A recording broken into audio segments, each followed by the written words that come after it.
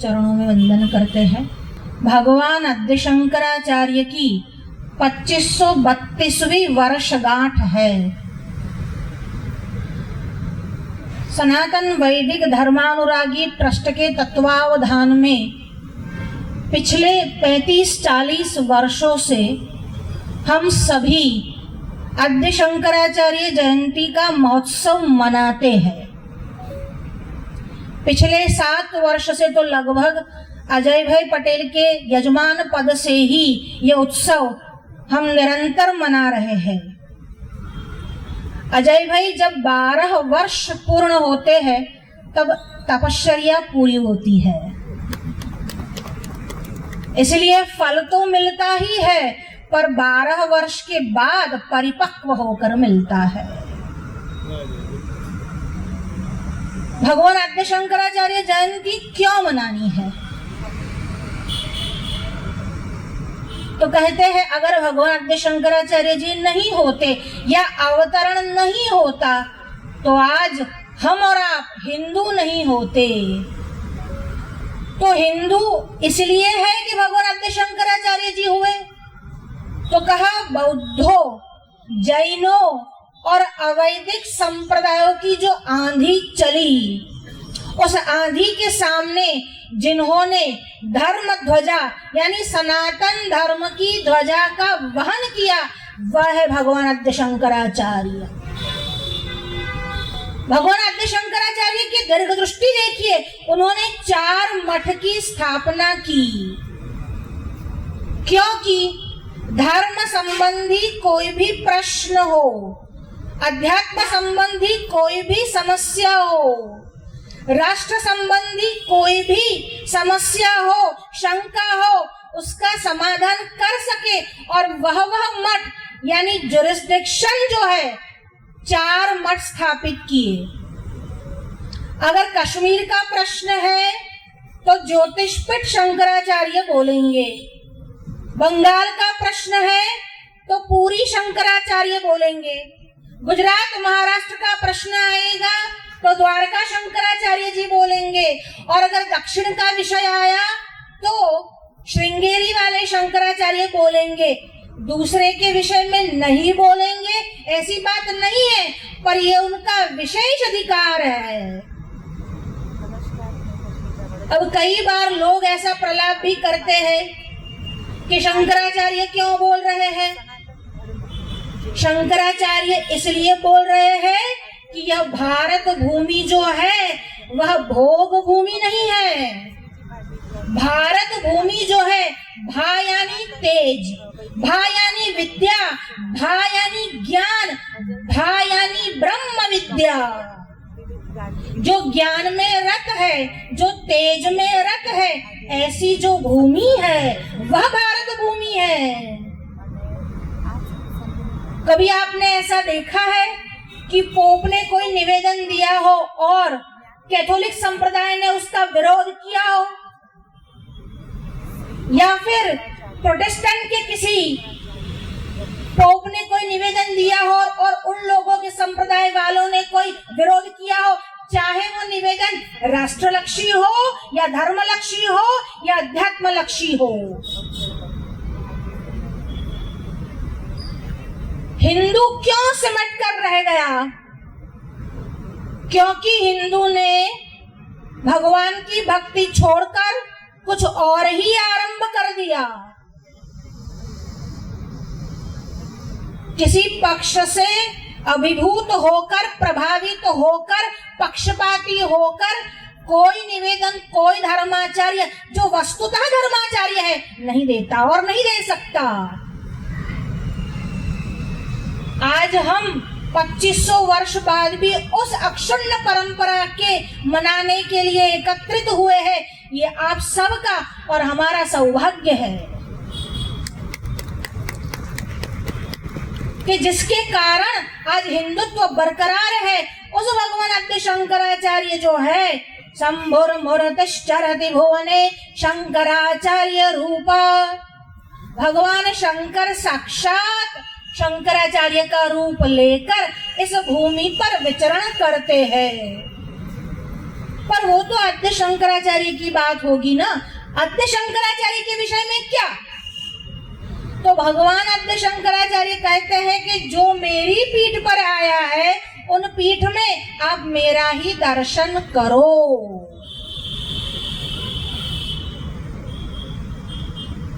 हम लोग 3 वर्ष से भगवान आद्य शंकराचार्य कृत दक्षिणामूर्ति स्तोत्र पर विचार कर रहे हैं। देखिए, भगवान आद्य शंकराचार्य की जन्म जयंती मनाना मतलब एक साथ इकट्ठा होना, तालियां पीटना और फिर प्रसाद लेकर चला जाना, यह नहीं है।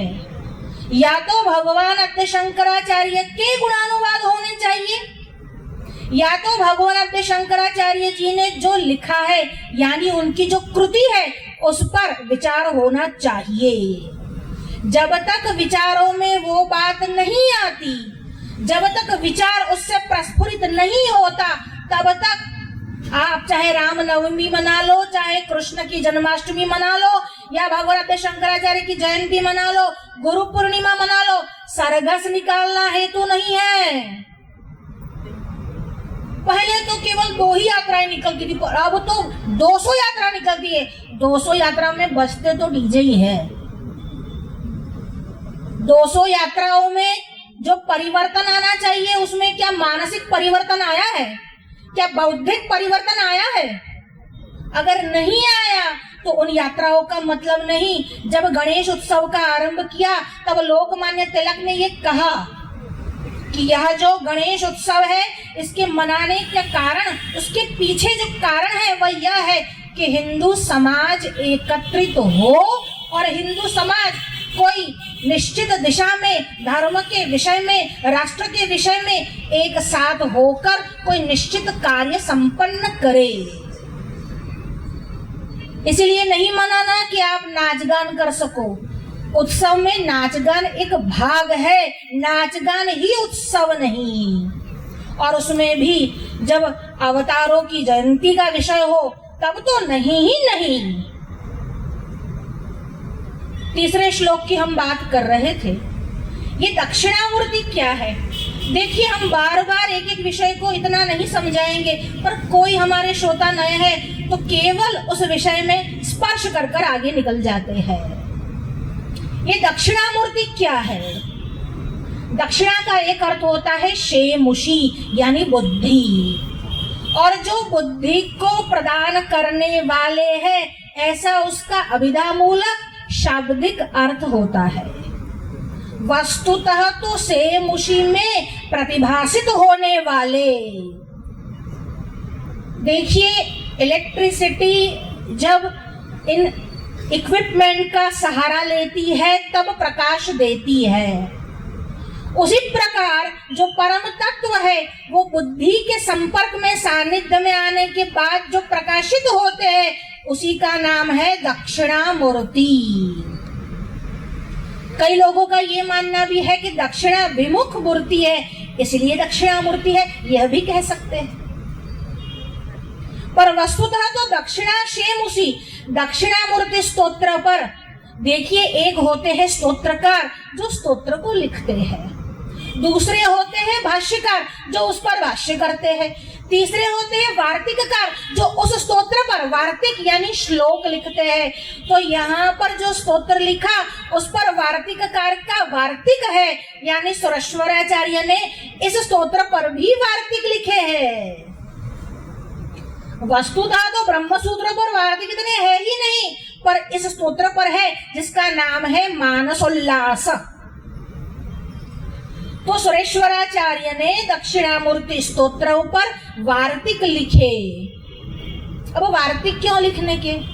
तो कहा स्तोत्र को समझाने के लिए जो श्लोक में लिखा जाता है उसको कहते हैं वार्तिक, मतलब जो पद्य होता है।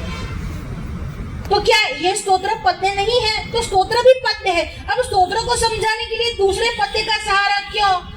तो कहते हैं ये स्तोत्र तो शंकराचार्य की रचना है। शंकराचार्य अगर स्तुति भी करे, स्तोत्र भी लिखे तो भी समझ में नहीं आता, उस पर सुरेश्वर ने वार्तिक लिखा, अब वार्तिक भी समझ नहीं आ रहा। इतना बुद्धि का ह्रास, बुद्धि का पतन धीरे धीरे हो रहा है कि हम वो नहीं समझ रहे जो हमारे भाष्यकार सूत्रकार कह दिए गए हैं। भगवान आद्य शंकराचार्य जब कोई विषय पर बोलते हैं तब उस विषय में कहीं न कहीं, चाहे वो भगवान के गुणानुवाद ही क्यों न हो, वेदांत आना ही आना है, वेदांत छलकना ही छलकना है, तब तो ये वेदांत का ही स्तोत्र है। तो तीसरे श्लोक में कहते हैं यस्यैव स्फुरणं सदात्मकं सत् कल्पार्थगं भासते साक्षात् तत्त्वमसीति वेदवचसा यो बोधयत्याश्रितान् यत् साक्षात्करणाद् भवेन्न पुनरावृत्तिर्भवम्भो निधौ तस्मै श्री गुरुमूर्तये नमः इदं श्री दक्षिणामूर्तये। पहले, दूसरे और तीसरे यह श्लोक क्रमबद्ध चल रहे हैं। आपने और हमने थोड़ा भी अगर वेदांत का अभ्यास किया हो या वेदांत के विषय में सुना हो तो महावाक्य बहुत ही प्रसिद्ध है। और जो पंडित जी के साथ रहे हैं और उन्होंने पंचायतन यंत्र जो देखा है उसमें अगर ये वाक्य पढ़ा है तो पढ़ा होगा तत्त्वमसि, तत्त्वम और असि, ये तीन शब्द, तीन पद उसमें है। अब जो पहला श्लोक है वह त्वम पदार्थ के लिए है, जो दूसरा श्लोक है वह तत् पदार्थ के लिए है। अभी जो तीसरा श्लोक हम कह रहे हैं वो असि यानी है, गुजराती में जेने कहेवाय ने छे, उसके लिए है। अब तत्त्वमसि का सीधा अर्थ अगर किसी को समझना है तो तत् यानी वह, तत् एटले ते गुजराती में कहिए तो, त्वम यानी तुम, त्वम यानी आप, त्वम यानी तमे, और असि यानी है, वह तुम हो, वह तुम और हो, बस इतना ही उसका अभिधामूलक अर्थ है। पर वह क्या, तुम क्या और हो क्या, तो कहते हैं वह शब्द से जो बताया गया है उस परमात्मा के विषय में कहा गया है। तुम शब्द से बताया गया है वह जीवात्मा के विषय में कहा गया है। और असि शब्द दोनों की अभिन्नता के लिए है, यानी वो जो है वह तुम ही हो। तो कहते हैं अभी समझ में नहीं आया, हमारे में भी नहीं आया, समझते समझते जीवन निकल जाएगा, हम प्रयास करेंगे केवल। तो पहला जो श्लोक आया वो त्वम पदार्थ के लिए है, यानी तुम जीवात्मा हो, तुम जीवात्मा हो, तुम दृष्टा हो, तुम देखने वाले हो। फिर क्या कहा दूसरे श्लोक में, जो तत् है यानी जो ईश्वर है, जो क्या है, माया रचता है, मायावीव और माया की भांति इस जगत में प्रतिभासित होता है और जगत का नियंता है, वह तत् है यानी वह है। पहले जीवात्मा का विषय कहा कि तुम कौन हो, तो कहा विश्वम दर्पण दृश्यमान नगरी तुल्यम निजांतर्गतम, तुम दृष्टा हो यानी तुम देखने वाले हो और तुम जीवात्मा हो। फिर कहा दूसरे में कि माया से इस संसार को बनाने वाला, चलाने वाला, नियंता, वह ईश्वरवाची पदार्थ है यानी वह तत् है, तत् का बोधक है। अब इस तीसरे श्लोक में क्या कर रहे हैं, वो जो तुम हो और वो जो ईश्वर है, तुम यानी सामने बैठे हो यानी आदस, और वह ईश्वर जो नहीं दिखता है वह, वस्तुतः वो दोनों एक ही है। इस तीसरे श्लोक में ये एकता का प्रतिपादन हुआ है। कैसे हुआ है, तो कहते यस्यैव स्फुरणं सदात्मकं सत् कल्पार्थगं भासते। यस्यैव स्फुरणं भगवान आद्य शंकराचार्य जी का सिद्धांत है। हम आपको थोड़ा उसको सरल करके भी समझा रहे हैं। भगवान आद्य शंकराचार्य का सिद्धांत है कि जगत जो है वह मिथ्या है। तो हमारा प्रश्न यह है, यानी किसी भी साधक का प्रश्न यह है, अगर मिथ्या है तो दिखता कैसे है? आपको भी दिखता है, हमें भी दिखता है, अगर मिथ्या है तो दिखता कैसे है? इस प्रश्न को लेकर ये पहला जो वचन है, पहला जो लाइन है, वह बताया गया है कि यस्यैव स्फुरणं सदात्मकं सत्। भागवत की कथा सभी ने सुनी है। भगवान श्री कृष्ण की जो बाल लीला आई, उसमें दो विषय ऐसे आए कि कभी कभी हमको विचार आता है कि ये लीला भगवान कर सकते हैं, या फिर कोई साधारण मनुष्य है उसके मन में ये आ सकता है कि भगवान ऐसा भी कर सकते हैं। एक लीला भगवान की आई है जिसको हम कहते हैं माखन चोरी लीला, और दूसरी जो भगवान की लीला आई है वह है गोपिकाओं के वस्त्र चुराना। अब दो बात आई है, मक्खन चुराना और गोपिकाओं के वस्त्र चुराना। अब किसी को प्रश्न आ सकता है, क्या भगवान चोरी करते थे? क्या भगवान गोपिकाओं के घर से चुरा कर ले आते थे? इतना ही नहीं माखन चुराया, भगवान ने तो गोपियों के वस्त्र भी चुराए। तो क्या भगवान चोर है? भगवान चोर है ऐसा नहीं, हम तो गाते भी है, भगवान तू माखन चोर है, माखन चोर है। पिताजी बहुत अच्छा कहते थे, आप एक बार ट्राई करके देखो, मोहम्मद चोर जीसस चोर, तो क्या होगा? आग लग जाएगी कि नहीं लग जाएगी? पर हम तो गाते हैं कि तू माखन चोर, इतना ही नहीं, तस्कराणाम पतये नमो नमः, तस्कराणाम पतये। तस्कर यानी चोर, और तस्कराणाम चोरों के भी जो पति यानी सरदार है, ऐसे भगवान शंकर है। तो क्या ये दो बातें, माखन चोरी और वस्त्र चुराना, ये सिर्फ बताने के लिए है कि सच में भगवान ने ऐसा किया है? तब टीकाकार और भाष्यकार जो है उस पर दो विकल्प आपको और सामने प्रतिप्रश्न करते हैं। अगर कोई भक्त है तो ये मानता है कि भगवान है और मैं भक्त हूँ, यानी वो स्वामी है और मैं सेवक हूँ, यानी एक बनाने वाला है और हम बनने वाले। अगर कोई ऐसा मानता है कि भगवान है और मैं भक्त हूँ, स्वामी है और मैं सेवक हूँ, तो स्वामी अगर वो है, समग्र सृष्टि उसने ही बनाई, तो मक्खन किसने बनाया? उसने बनाया। और गोपिकाओं को किसने बनाया? उसने बनाया। जब मक्खन उसका, गोपी उसकी, फिर चोरी कैसी? चोरी तो तब होती है जब दूसरों का चुरा लो, अपने ही वस्तु लेने में चोरी कैसी? अगर तुम भक्त हो तो वो भगवान है और बनाने वाला वही है, भक्त के नाते भी वह चोरी नहीं। अच्छा, तुम भक्त नहीं हो, तुम ज्ञानी हो और तुम यह कहते हो कि परमात्मा जो है वह सर्वत्र है।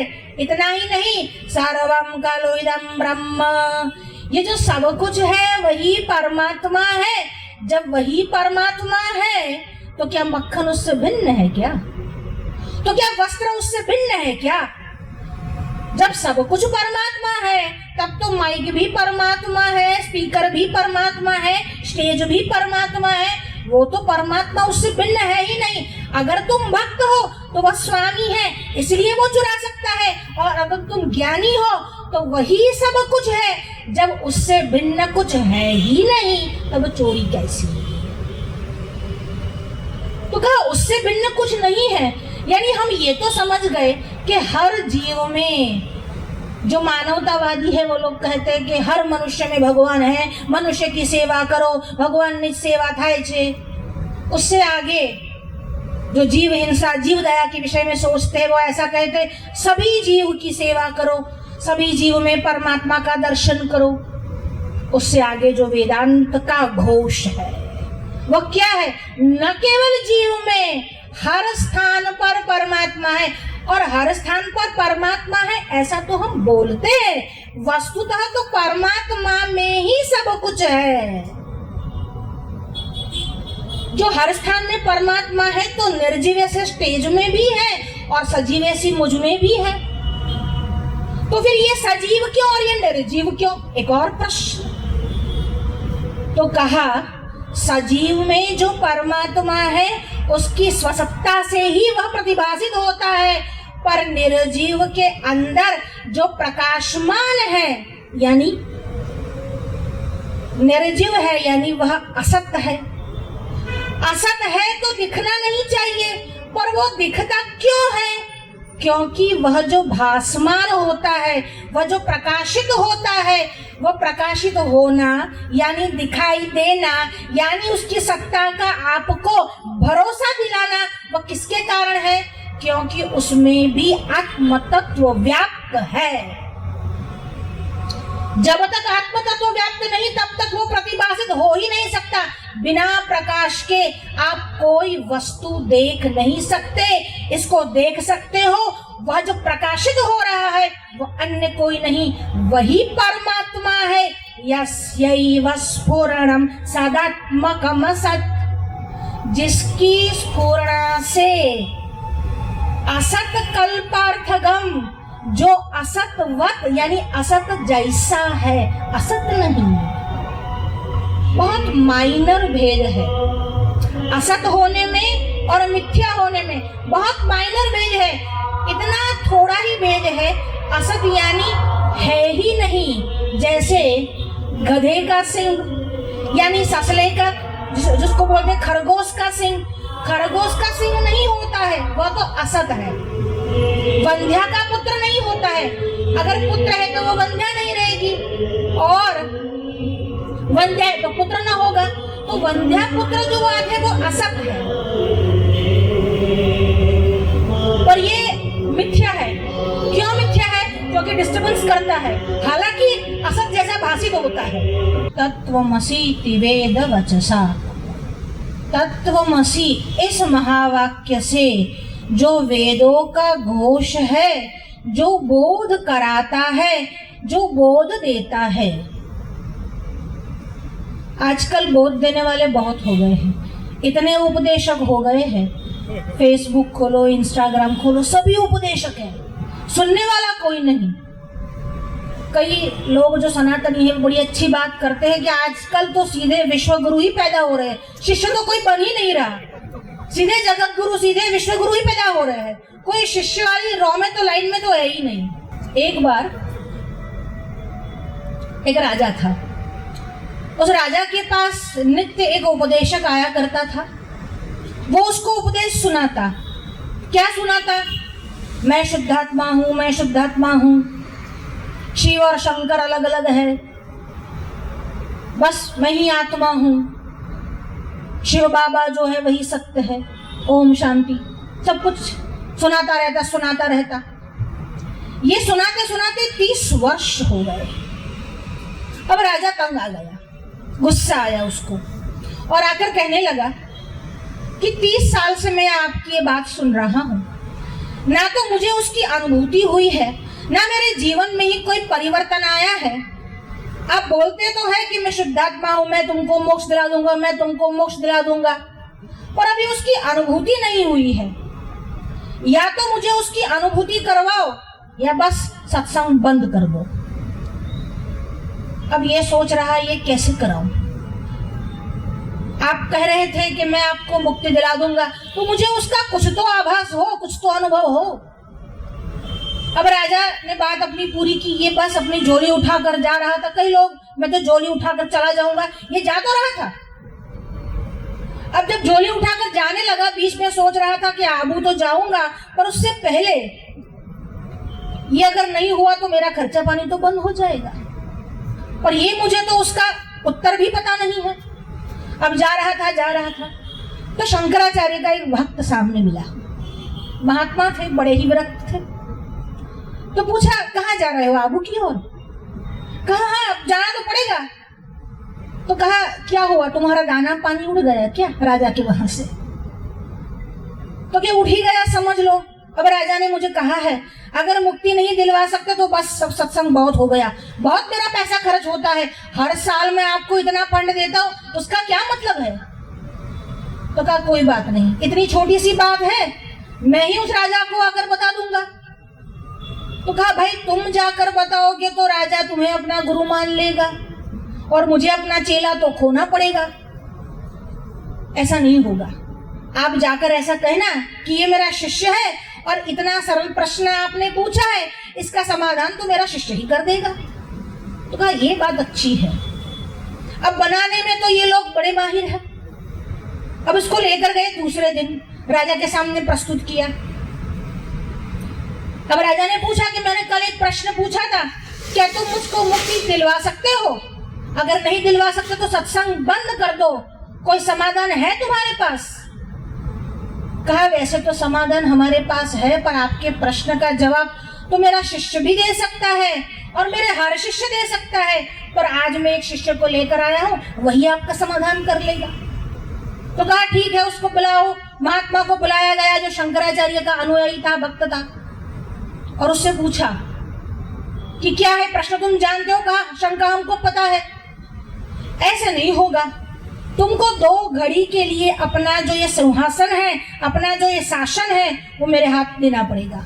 सिर्फ 2 घड़ी के लिए, 1 घड़ी यानी 24 मिनट और 2 घड़ी यानी 48 मिनट।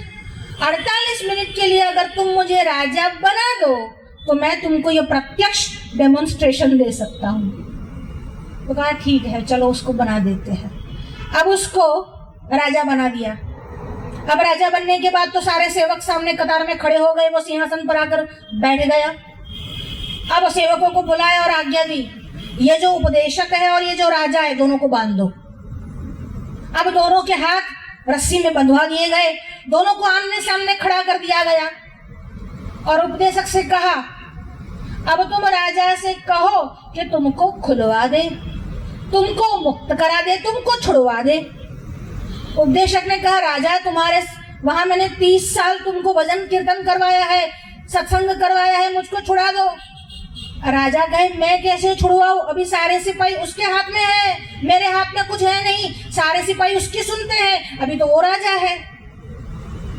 अब उपदेशक महात्मा के सामने देखने लगा और कहने लगा कि ये तो सिपाही से नहीं छुड़वा सकता। अरे कोई बात नहीं, इसको बोलो तुमको छोड़ दे। तो कहा तुम ही खोल दो मुझे, तुम ही मुझे मुक्त कर दो। राजा ने कहा, मैं मुक्त कैसे करूं, मैं तो खुद बंधा हुआ हूं।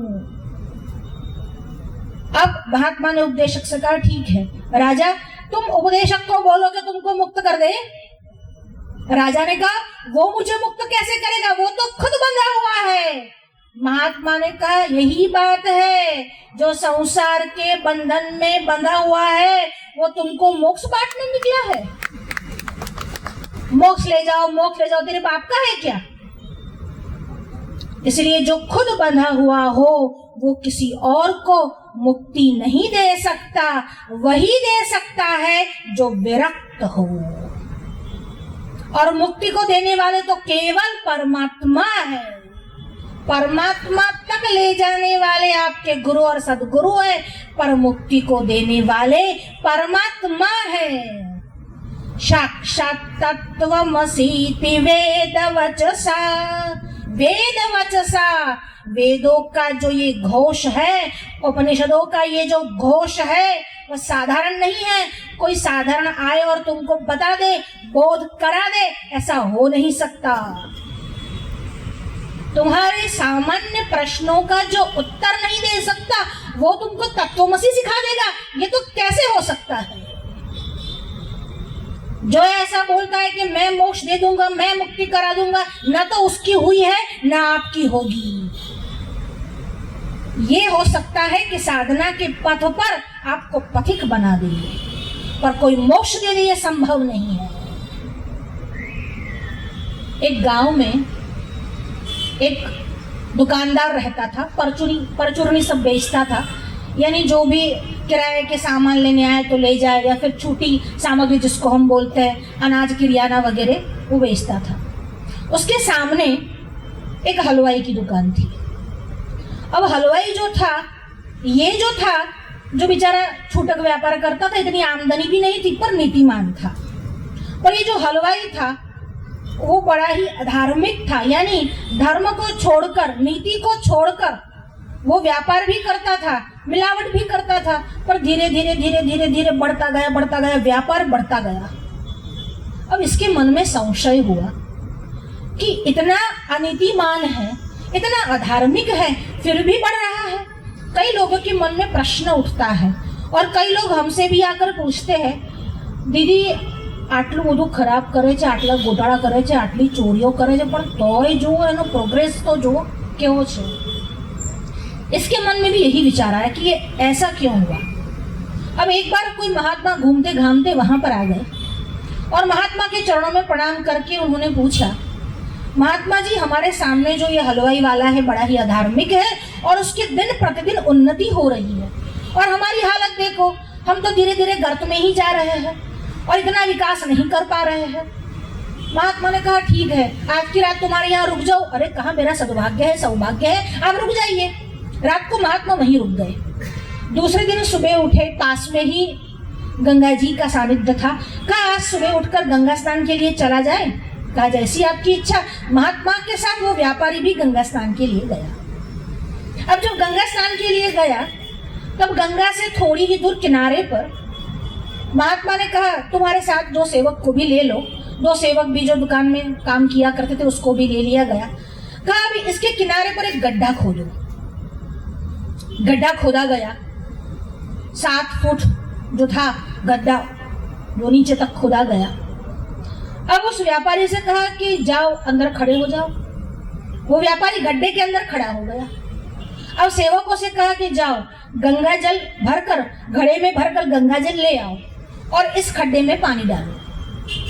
तो लेकर गए, गड्ढे में पानी डाल रहे हैं 100 घड़े डाल दिए, 125 घड़े, 150 घड़े। अब जब 150 घड़े पानी अंदर गया तब तक पानी उसके गले तक आया। अब वो व्यापारी चिल्लाने लगा, सेठ बोलने लगा महात्मा जी अब रुक जाइए, अब क्या कर रहे हैं? अगर 2-4 घड़ा और बढ़ गया तो मेरा दम घुट जाएगा, मैं डूब कर मर जाऊंगा। अब महात्मा ने कहा कि 150 घड़े तक तुम नहीं डूबे और 2-4 घड़ों में डूब जाओगे। कहा 150 घड़े तक पानी नाक तक नहीं आया था, अब पानी नाक तक आएगा। अगर 2-4 घड़ा बढ़ गया तो बस।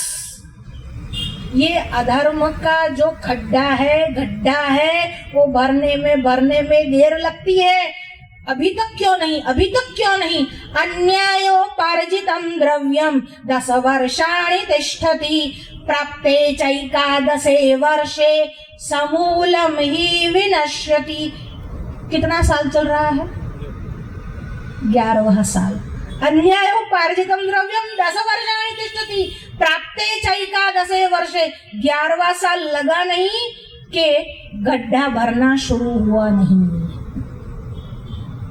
इसीलिए अधर्म की जय होती ही नहीं है, धर्म से ही धन कमाया जा सकता है।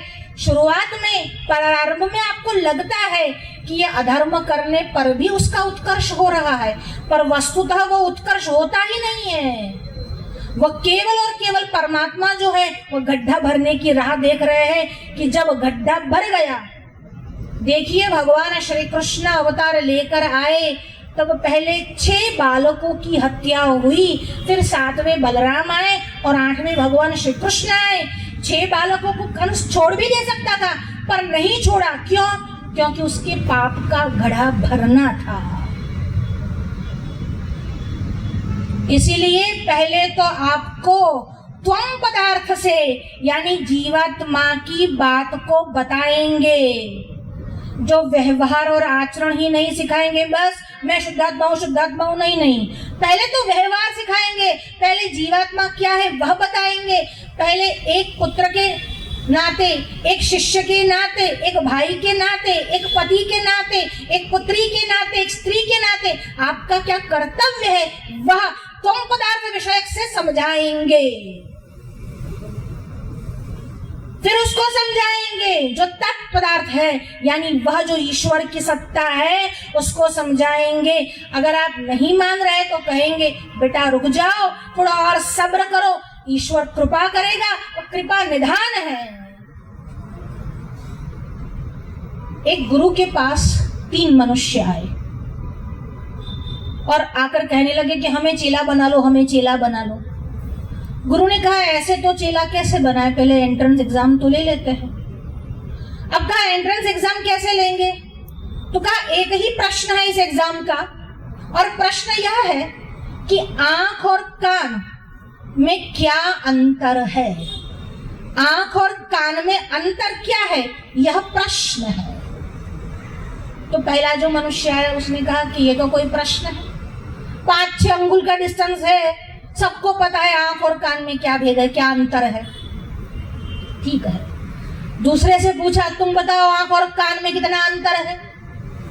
तो दूसरे ने कहा कि कान से सुने हुए से ज्यादा आंख से जो देखते हैं, जो प्रत्यक्षीकरण करते हैं, उसका महत्व बढ़ जाता है और उसकी प्रामाणिकता भी बढ़ जाती है। यानी कान से सुने हुए की अपेक्षा आंख से देखा हुआ ज्यादा श्रेयस्कर है।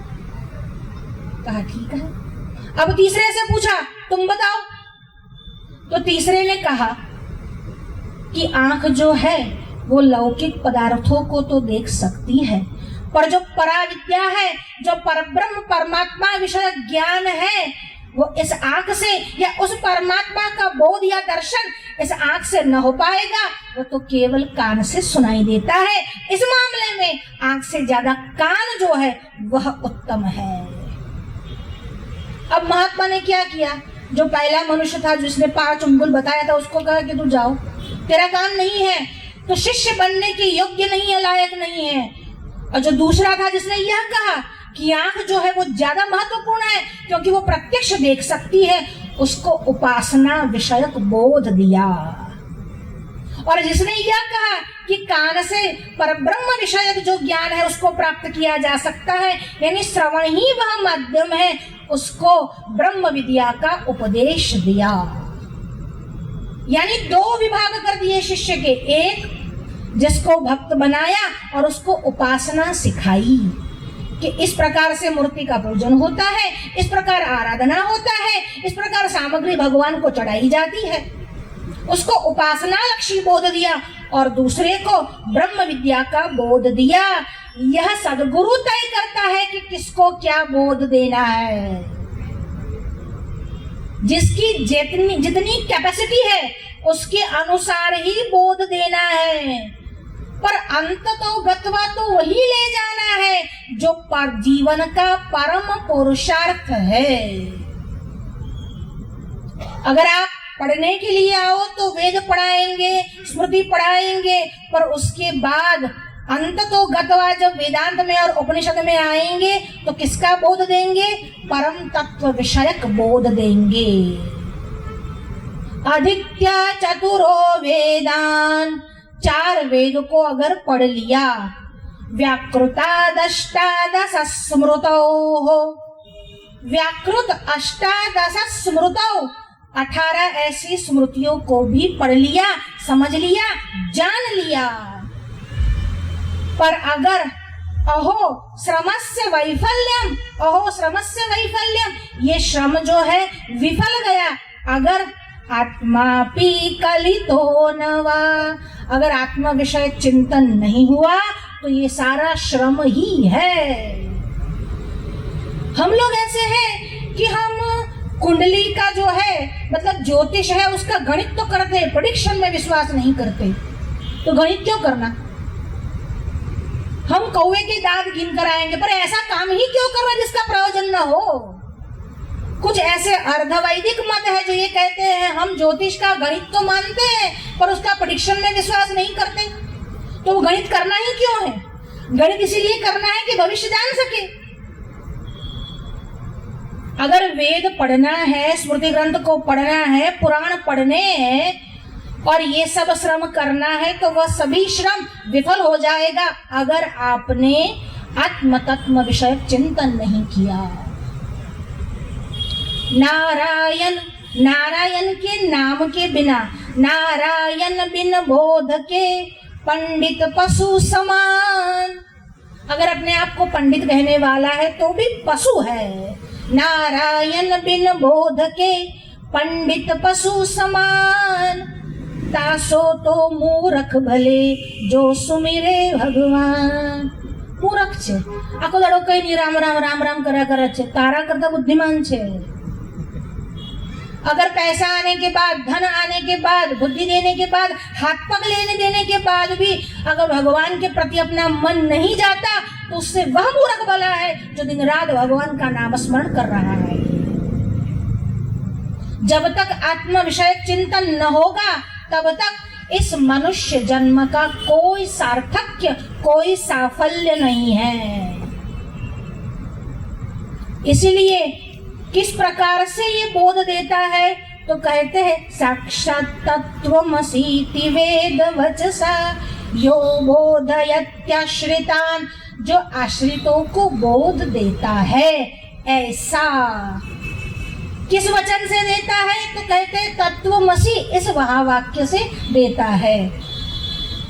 अभी तत्त्वमसि हम अगर समझाने बैठेंगे तो जितने लोग बैठे हैं वह भी उठकर चले जाएंगे। तत्त्वमसि के लिए कुछ और समय निकालेंगे कि तत्त्वमसि का है। वस्तुतः तो इस श्लोक का उद्देश्य ही तत्त्वमसि है। अब उसमें पहले तो लक्षणा है, लक्षणा को पढ़ना है, कौन कौन सी लक्षणा है, यहाँ पर तत्त्वमसि में कौन सी लक्षणा को देना है। अब हमको यही नहीं पता कि शब्द की शक्ति कितनी है, तो कहते हैं तिस्र शब्दस्य शक्तयः, 3 प्रकार की शक्ति है। कौन कौन सी, तो कहते हैं अभिधा, लक्षणा और व्यंजना। इस विषय को हम और लंबा नहीं करेंगे, हम अपने ही दृष्टांत से आपको आगे समझाएंगे। पर थोड़ा अगर ये श्लोक के विषय में चिंतन करना है तो कहीं ना कहीं उसका स्पर्श भी हो जाए। तो कहते हैं 3 प्रकार की शब्द की शक्ति होती है। एक तो जैसा शब्द या पद बोला जाए वैसा ही उसको कहते हैं अभिधा मूलक अर्थ। दूसरा होता है लक्षणा, यानी कहा कुछ और है, कुछ बताया है, कुछ नहीं बताया, एक के द्वारा दूसरे को इंगित किया है, उसको समझ लेना है। और तीसरा है व्यंजना, बताया कुछ और है, समझना कुछ और है। तो ये 3 प्रकार की शब्द की शक्ति होती है। और इन शब्द की शक्ति से भगवान आद्य शंकराचार्य ने उपनिषदों के अर्थ और भाष्य किए हैं। उसमें महावाक्य का भाष्य भी किया है कि तत्त्वमसि इति शब्द से, अरे महावाक्य से जो बोध कराया है वो किसका बोध कराया है। सीधा नहीं है कि वह तू है, वह तू है, मैं वह कौन, तू कौन, वह तो समझाना पड़ेगा, और वह तू कैसे है वो भी समझाना पड़ेगा। अभी उसके विषय में ज्यादा विस्तार न करते हुए केवल इतना कहते हैं, अगर आपकी इच्छा हुई और आपके मन में ये प्रश्न हुआ कि कैसे है, तो कभी हमसे आकर पूछ लेना। इतना कहते हैं कि इसमें भाग लक्षणा या फिर जहद जहद लक्षणा है।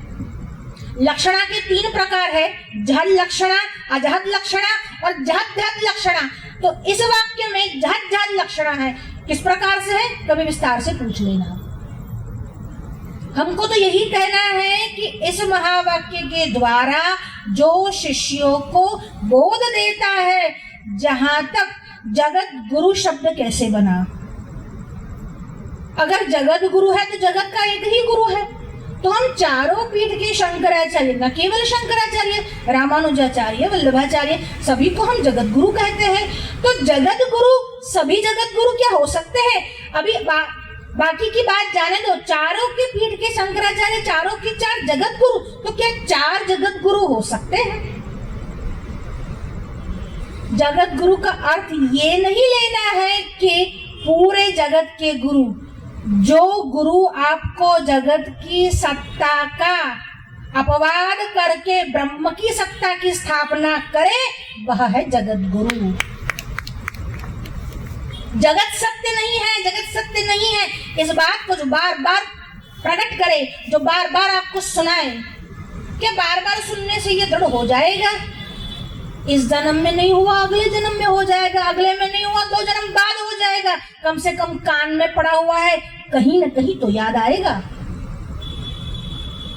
साक्षात् तत्त्वमसीति वेद वचसा यो बोधयत्याश्रितान् यत् साक्षात्कारणाद् भवेन्न पुनरा वृत्तिर्भवम्भो निधौ तस्मै श्री गुरुमूर्तये नमः इदं श्री दक्षिणामूर्तये यत् साक्षात् कुरुते प्रबोध समये।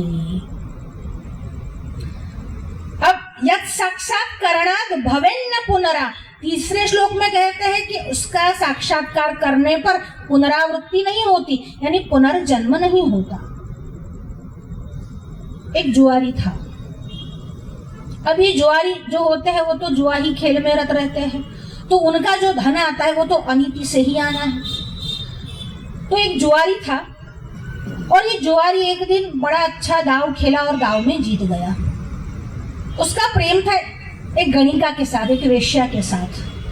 तो जब जीत गया तब उसके मन में विचार आया उसके लिए बड़ा सुंदर एक मोतियों का हार बनाऊं और उसके लिए लेकर जाऊं। तो ये जुआरी मोतियों का हार लेकर अपनी उस प्रेमिका के लिए लेकर जा रहा था। जब जा रहा था बीच में एक बड़ा सा पत्थर था, उस पत्थर पर ठोकर लगी और ठोकर खाकर वो गिरा। अब गिरा तो बेसुध हो गया। बेसुध होने के बाद थोड़ी देर बाद उसकी आंखें खुली। अब देखा तो सर पर इतनी गहरी चोट आई है कि और 10-5 मिनट जी सकता है, बाकी उसका शरीर छूटने वाला है और बचने का कोई उपाय नहीं है। आसपास देखता है कहीं कोई खड़ा नहीं है, ऐसी भारी चोट आई है कि मरना तय है। हाथ में वो माला थी मोतियों की। अब विचार कर रहा था इस मोतियों की माला का अब तो कोई अर्थ रहा नहीं। अपनी प्रेमिका के लिए ले जाता तो वो प्रसन्न चित्त होती, अब मैं क्या करूं। तब उसको एक बात स्मरण आई कि एक बार कहीं सत्संग में मैं गया था। बार बार क्यों सुनना है तत्वमसी थी, तो कोई ऐसी घटना हो जाए कि अचानक वो याद आ जाए कि एक बार मैंने सत्संग में ऐसा सुना था कि जब हम किसी भी चीज को देना चाहे किसी को और वह भी अगर शिवार्पण कर दे तो वो बहुत गुनी होकर वापस हमको मिलती है।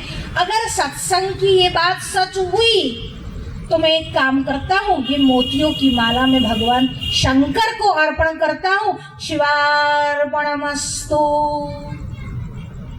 और जब ये कहा शिवार्पणमस्तु और इतना बोलते ही उसके प्राण पखेरु उड़ गए। अब जब प्राण पखेरु उड़ गए और यमदूत आए और यमदूत उसको लेकर गए और यमराज के सामने खड़ा किया। यमराज ने चित्रगुप्त को बुलाया। देखिए ये चित्रगुप्त के पास सबका खाता रहता है। SBI में सबका नहीं होता, BOI में सबका नहीं होता, पर चित्रगुप्त ऐसा है सबका खाता रहता है और केवल मानवी का नहीं, जीव मात्र का खाता रहता है उसके पास। पिताजी बहुत अच्छी बात करते थे कि चित्रगुप्त क्या है उसका उल्टा कर दो, यानी गुप्त चित्र। जो आपका गुप्त चित्र ले लेते, आपके कार्य के दौरान आपका जो गुप्त चित्र निकालते रहते हैं उसका नाम है चित्रगुप्त। तो चित्रगुप्त को बुलाया गया और कहा बही खाता निकालो। चित्रगुप्त ने बही खाता निकाला। कहा कहीं नाम है इसका? तो क्या हाँ नाम तो है ना। तो दिखा उसका खाता निकालो। उसका खाता निकाला गया, उसका पन्ना फाइल खोली गई। कहा कितने पुण्य कर्म किए हैं? तो कहा पुण्य कर्म नहीं है। वापस देखो। वापस देखा, कहा कोई पुण्य कर्म नहीं है। और वापस देखो, कहा कोई पुण्य कर्म नहीं है। यमराज ने कहा एकाद पुण्य तो होगा, जरा शांति से देखो, शांत चित्त से देखो। अब चित्रगुप्त ने शांत चित्त से देखा तो कहा एक पुण्य का काम किया है, वो भी मरते मरते। कहा क्या काम किया है? तो कहा मरते मरते जो ये मोतियों की माला थी वो शिवार्पणमस्तु, भगवान शिव को समर्पित हो, ऐसा कह कर गया है, ये पुण्य का काम किया है। यमराज ने कहा ओ हो, तो बहुत बड़ा काम हो गया है। अब ठीक है, उसको बुलाओ। कहा कि तुम्हारे एक पुण्य है, बाकी सब तो तुमने घोर पाप ही किए हैं। तो अब ये बताओ कि तुमको पुण्य का कर्म भुगतना है पहले कि पाप का कर्म भुगतना है? अब जुआरी था, दाव खेलना जानता था। उसने कहा कि एक काम करता हूँ, पुण्य का ही कर्म भुगत लेता हूँ, क्योंकि पाप तो इतने सारे किए हैं कि जन्मों जन्मांतर तक यही पाप का फल भुगतना पड़ेगा। इससे अच्छा है जो एक आध पुण्य कर्म किया है उसका ही फल भुगत लूं। तो कहा ठीक है, इसका फल पहले उसको पुण्य का कर्म दे दो। और ये पुण्य का कर्म क्या है शिवार्पण करने का? तो कि 2 घड़ी के लिए इंद्र के आसन पर बिठा दो। अब इंद्र इसको बना दो। अब इंद्र के आसन पर बैठ गया। अब जब इंद्र के आसन पर बैठा तो सामने सब अप्सराएं गान कर रही है, सब गंधर्व आए हैं, सब बाजे बजा रहे हैं। गंधर्व जो है वो संगीत प्रस्तुत कर रहे हैं। अब गंधर्व में देवर्षि नारद भी है। देवर्षि नारद भी वीणा बजा रहे हैं, पर देवर्षि नारद के मन में आया इस जुआरी के लिए हमको वीणा बजानी है क्या? मन में आया। और देवर्षि नारद देखिए अब गंधर्व है, चाहे सत्ता पर कोई भी आए गुण तो गाने पड़ेंगे। तो कहा कि गंधर्व है, अब तो वीणा बजानी पड़ेगी। पर हंसी आ गई। जब हंसी आई तो इंद्रासन पर बैठे हुए जुआरी को बड़ा क्रोध आया। उसको लगा अरे ये बेअदबी, वो भी हमारे दरबार में, इंद्र के दरबार में ऐसी बेइज्जती भी नहीं चलेगी, बुलाओ इसको, कौन है ये? तो कहा ये तो देवर्षि नारद है। तो कहा आप हंस क्यों रहे हैं? देवर्षि नारद ने कहा मुझे शास्त्रों का एक वचन स्मरण हुआ आया। तो ये शास्त्रों का वचन कौन सा है जो आपको स्मरण आया और आप हंसने लगे? बहुत प्राचीन इतिहास में न जाओ तो भी अभी 70-80 साल पूर्व ही हमारे यहाँ वेंकट रमन करके एक बहुत बड़े वैज्ञानिक हुए। तो वो वैज्ञानिक थे, दक्षिणी की परंपरा से थे और अपने संप्रदाय में बड़ा ही विश्वास रखते थे। तो एक बार एक दूसरे जो वैज्ञानिक थे उस समकालीन, वो उनके घर आए और क्या देख रहे हैं? तो ये देख रहे हैं कि वो संध्या वंदना कर रहे हैं, भगवान की पूजा आराधना कर रहे हैं। तो आधे घंटे पौने घंटे तक उनको वहां बैठना पड़ा। तब उनको ये बात अखर गई कि हमको यहाँ बैठना पड़ा। और वेंकट रमन जब बाहर आए तो पूछने लगे, एक वैज्ञानिक होकर ऐसी सब बातों में तुम विश्वास रखते हो और संध्या वंदन करते हो, पूजा करते हो, तुम क्या ईश्वर को मानते हो? और संध्या वंदन करते हो, तुम क्या परलोक को मानते हो? वेंकट रमन ने कहा तुम्हारी बात तो सही है, एक वैज्ञानिक होने के नाते अगर जिस बात सिद्ध नहीं हुआ हो उस बात को हम नहीं मान सकते। यानी ईश्वर है ऐसा सिद्ध वैज्ञानिकों ने तो नहीं किया है। तो ये बात तो तुम्हारी सही है कि परलोक है कि नहीं, ईश्वर है कि नहीं, इस बात की सिद्धि अभी तक वैज्ञानिकों ने नहीं की है। पर मित्र एक बात बताओ, वो नहीं है ऐसा किसी ने सिद्ध किया? परलोक नहीं है ऐसा किसी ने सिद्ध किया है? तो कहा नहीं सिद्ध किया है। तो फिर संदिग्धे परलोके भी, परलोक में संदिग्धता संशय होने पर भी कर्तव्यम पुण्य संचय, पुण्य का संचय कर लेना चाहिए। क्यों कर लेना चाहिए? यस्ति नास्ति च को हानि, अगर वो नहीं है तो कोई भी हानि नहीं है। ज्यादा से ज्यादा क्या होगा, वैसे भी इतना सारा हम टाइम वेस्ट करते हैं, आधा घंटा पौन घंटा चला गया। अगर नहीं है तो कोई हानि नहीं है। अगर है अस्ति नास्ति को हतः, अगर है तो नास्तिक तो मारा जाएगा। देवर्षि नारद बोलते मुझे शास्त्र का वही वचन स्मरण हो रहा है कि अगर परलोक के विषय में संदेह हो तो भी करना चाहिए, क्योंकि करने में कोई हानि नहीं है। पर अगर हुआ, अगर नहीं हुआ तो करने में हानि नहीं, पर अगर हुआ तो नास्तिक तो मारा जाएगा। तुमने जो जाते जाते भी एक पुण्य का कर्म किया, ऐसा फल मिला कि तुम इंद्र के आसन पर बैठ गए। अब ज्वारी के मन में विचार आया, कितनी बड़ी बात, एक पुण्य कर्म का इतना फल। तत्काल वहां से खड़ा हुआ, उस इंद्र के आसन पर तुलसी का दल रखा और ब्राह्मणों को बुलाया और एक ब्राह्मण को कामधेनु दे दी, एक को ऐरावत दे दिया, एक को मणि दे दिया, पूरा जो इंद्रलोक था वह दे दिया। 48 मिनट तक उसके पास शासन रहा। मैं दान तो करना चाहता हूँ पर अभी कल आना। अरे 48 मिनट में काम हो गया, पूरे इंद्रलोक का दान कर दिया। अब जब इंद्रलोक का दान कर दिया, इंद्र भयभीत हो गया। ये इंद्र भयभीत होकर कहाँ आया? तो कहते हैं ब्रह्मा जी के पास आया, नारायण के पास आया और कहने लगा ये क्या कर रहे हैं, ये सब दान में दे दिया। कहा यमराज का डिपार्टमेंट है, वहां जाओ। यमराज के पास आया और कहने लगा ये दान में दे दिया, अब मैं क्या करूं? यमराज भी क्रोधित हुए और वहां गए, अब क्या करना है? तो कहते हैं उसमें धर्म का तात्पर्य निर्णय क्या है? तो कहते हैं दान का पुण्य तो मिलना ही है। इंद्रलोक का दान किया तो इंद्र बनेगा। तो इंद्र कब बनेगा? अब इंद्रासन तो हम उससे नहीं ले सकते। इस बात का अभी तो उसने 48 मिनट का पुण्य भोग लिया, अब उसके पाप को भुगतने दो। पर इंद्र के पद पर तो वो रहेगा, दूसरे जन्म में वही बलि होकर जन्मा और जो अगला मनवंतर आएगा उसमें बलि ही इंद्र बनकर आने वाला है। अगर है तो आप जीत गए, अगर नहीं है तो भी क्या है? इस प्रकार से यो बोधयत्याश्रितान् यत् साक्षात्कारणाद् भवेन्न पुनरा, उसके मन में विचार आया कि केवल दान मात्र देने से, और वो भी जुआ ही खेला कि अब मेरे पास विकल्प नहीं है। अगर इतना परिणाम मिला तो जो जगत की मिथ्यात्व को समझ जाए, उसकी ओर से विमुख हो जाए, विरक्त हो जाए, यत् साक्षात्कार जिसको उसका साक्षात्कार हो जाए, भवेन्न पुनरावृत्तिर्भवम्भो निधौ, तो उसको इस भव रूपी समंदर में बार बार नहीं आना पड़ेगा। हमारे प्रश्न क्या होते हैं, हम क्या चाहते हैं?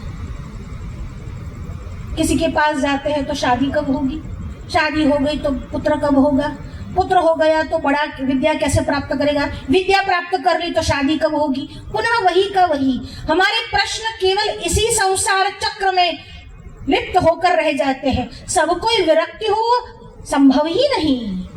धन्यो गृहस्थाश्रम कहने वाले भी भगवान आद्य शंकराचार्य है, पर कहीं तो उसकी एक लिमिटेशन है।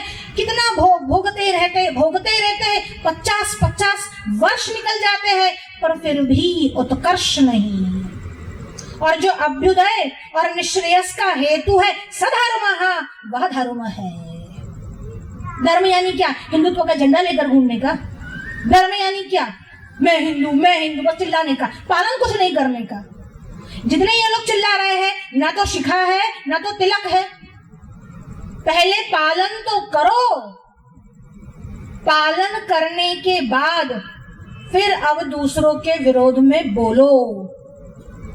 शंकराचार्य की परंपरा का विरोध करने वाले कम से कम एक दिवस की संध्या वंदना तो कर ले।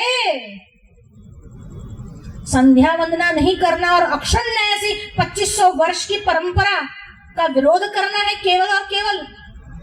आप तपस्वी नहीं बन सकते, सन्यासी नहीं बन सकते, ठीक है, वो जो बोल रहे हैं उसको समझने का प्रयास तो करिए।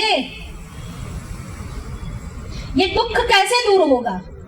भगवान श्री कृष्ण के पास गोपिकाएं आई और ये गोपिका आकर कहने लगी कि भगवान, ये हमारा जो दुर्भाग्य है, ये जो दुख है, ये दरिद्रता है, वो कैसे दूर हो? भगवान ने कहा, तुमने बहुत अच्छा प्रश्न किया है। देखिए, वह बाल मुकुंदम, बाल कृष्ण से जो गोपियों के साथ रास खेल रहे हैं, देखिए गोपियां कोई अबूझ नहीं है। गोपियों ने भगवान को आकर प्रश्न किया कि दुख, दारिद्र्य और दुर्भाग्य कैसे दूर हो? भगवान ने कहा, एक तपस्वी ब्राह्मण को बड़े प्यार से भोजन करा दो तो तुम्हारा ये जो दुख और दारिद्र्य है वो दूर हो जाएगा। सबसे सरल उपाय है। तो कहा कि ऐसे कौन है? कस्मै ब्राह्मणाय भैक्षम दातव्यम भवती, कौन से ब्राह्मण को भिक्षा कराई जाए? भगवान ने कहा, यमुना के पार अगर आप जाओगे, वहां पर एक कुटिया में दुर्वासा रहते हैं, जाइए और उनको भोजन कराइए। अब ये दुर्वासा कौन है? क्या गोपियां नहीं जानती दुर्वासा कैसे है? अभी तो कुछ बोले नहीं तो आप गुरु के सामने भी मुंह खोल लेते हैं। और ये दुर्वासा तो कैसे थे? फिर भी जब भगवान श्री कृष्ण ने कहा कि यमुना के पार जो है दुर्वासा की कुटी है, उनको जाकर भिक्षा करवानी है, और गोपियों ने कहा, जी भगवान, और बस तन मन से जुट गई कि दुर्वासा के लिए कितने अच्छे अच्छे भोग तैयार करें। गोपियों में दो बातें थी। एक सकारात्मकता थी, यानी भगवान ने कहा कि दुर्वासा को भोजन कराना है, फिर हमारे हाथ का करेंगे कि नहीं करेंगे, क्या खाएंगे, क्या बनाऊं, कैसे बनाऊं, कब बनाऊं, दूध में बनाऊं, इसमें बनाऊं, नहीं खाएंगे तो वापस आ गए तो, मना कर दिया तो, गुस्सा कर दिया तो, ऐसे कोई विचार नहीं किए। भगवान श्री कृष्ण ने कहा दुर्वासा को खिलाओ, फिर सकारात्मकता ही के बस खिलाना है। दूसरी बात, कोई कामना नहीं। वहां जाकर हमको फल कैसा मिलेगा, लाभ सु फायदो सु, हमारा कॉन्टेक्ट हसे, कॉन्टेक्ट વધારી આપશે, પછી પેલાને મેળવી આપશે, પછી પેલા જોડે જવાશે, પછી પેલા એમએલએની વાત થશે, कोई फायदा नहीं, कुछ नहीं, कोई मन में कामना नहीं, कोई मन मालिन्य नहीं। एक ही बात, भगवान श्री कृष्ण का आदेश हुआ, फिर कोई ननु नच नहीं, क्यों नहीं, तो हर बात में क्या शू करवा, हमारे करवानू, हमें करिए, कोई प्रश्न नहीं। और दूसरी बात, कोई कामना नहीं।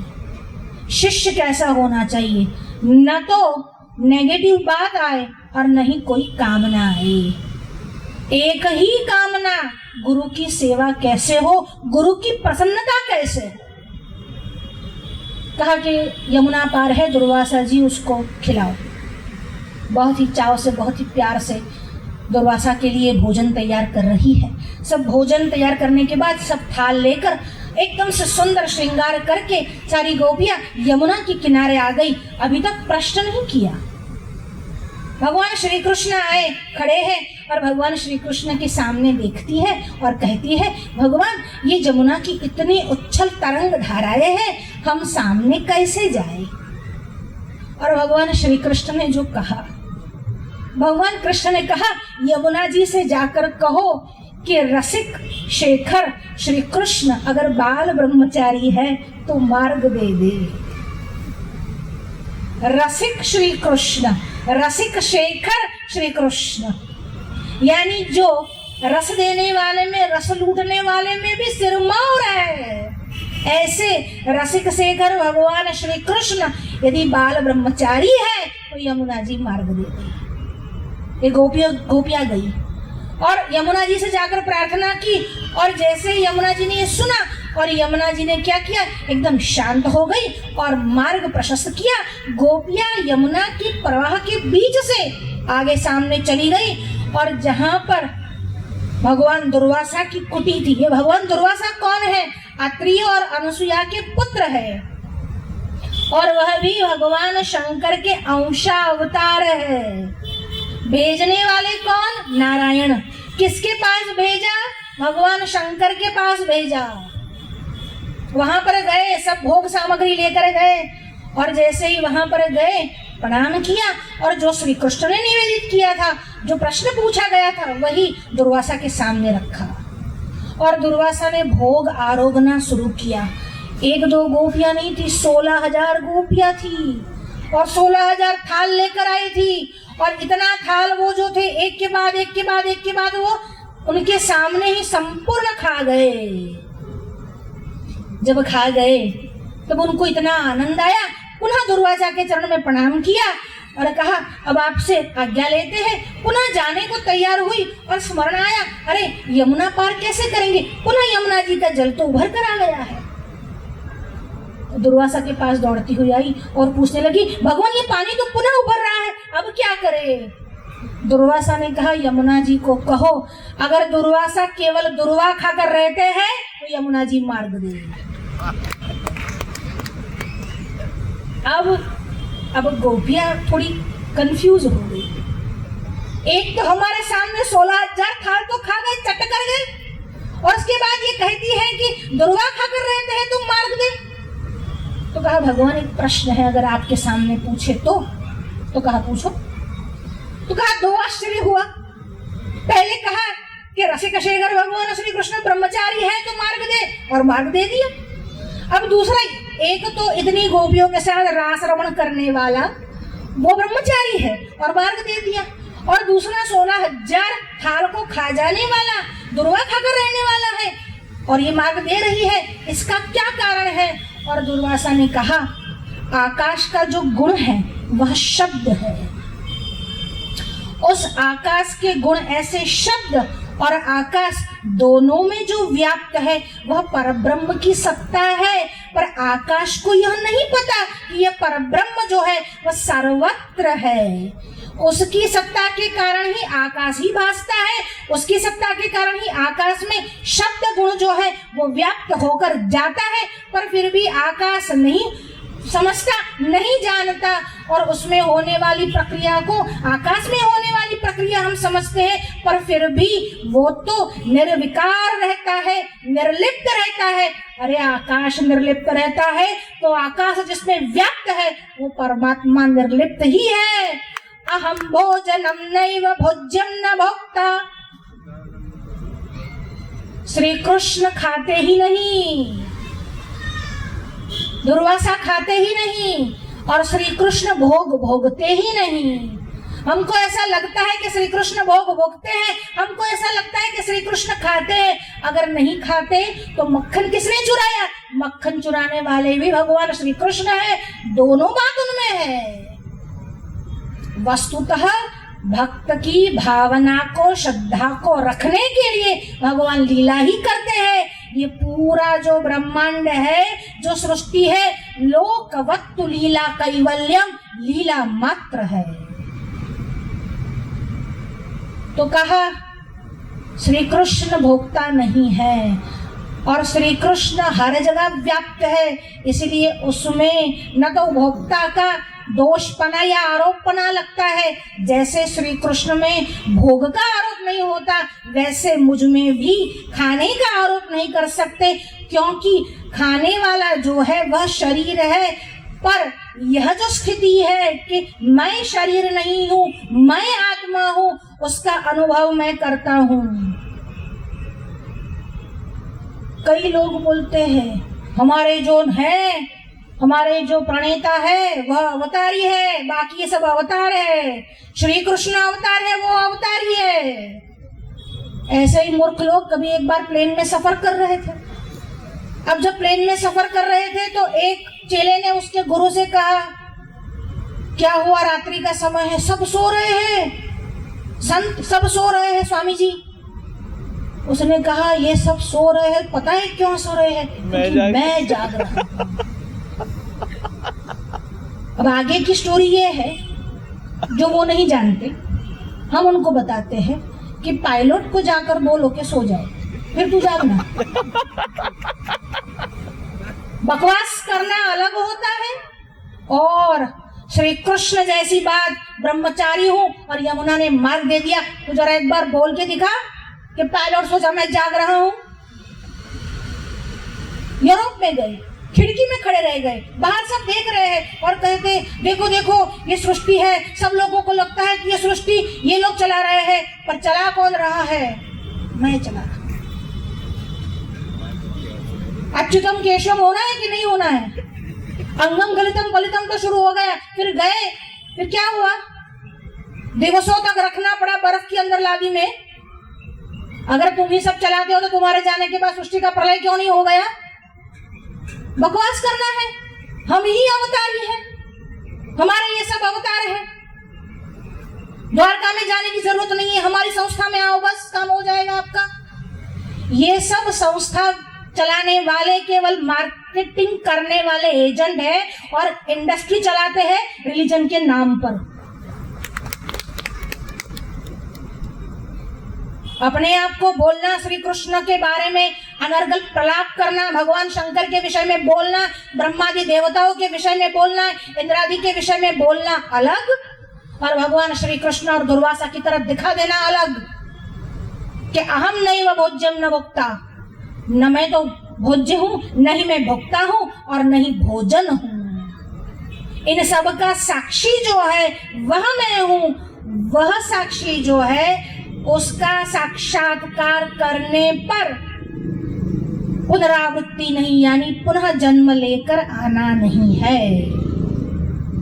यत् साक्षात्करणाद् भवेन्न पुनरावृत्तिर्भवं भो निधौ। उस तस्मै श्री गुरुमूर्तये नमः इदं श्री दक्षिणामूर्तये। ऐसे दक्षिणामूर्ति जो प्रत्यगात्मा स्वरूप है, जो ही साक्षी स्वरूप है, जो सृष्टि को रचने वाले हैं, यानी जो कारण ब्रह्म है और उससे भी ऊपर जो निर्विकार निर्गुण ब्रह्म है, वही सब कुछ है। तुम्हारे आजकल के 200 साल से आने जाने से कुछ नहीं होता। तुम्हारे जैसे कई संप्रदाय आए और विलुप्त हो गए, कालगर्त हो गए, पर अभी भी जो है वह सनातन धर्म है, वो सबका बाप है। ऐसे भगवान श्री कृष्ण दक्षिणामूर्ति और दुर्वासा के चरणों में, भगवान आद्य शंकराचार्यों के चरणों में प्रणाम करते हैं। और अभी जो पीठ पर विराजमान है उनको भी आज के अवसर पर यहीं से आप सबकी ओर से प्रणाम करते हैं और अपनी वाणी को यही विराम देते हैं। सर्वत्र सुखिनः सन्तु, सर्वे सन्तु निरामया, सर्वे भद्राणि पश्यन्तु, मा कश्चित् दुःखभाग् भवेत्। ओम शांति शांति शांति। नमः पार्वती पतये। हर हर महादेव हर।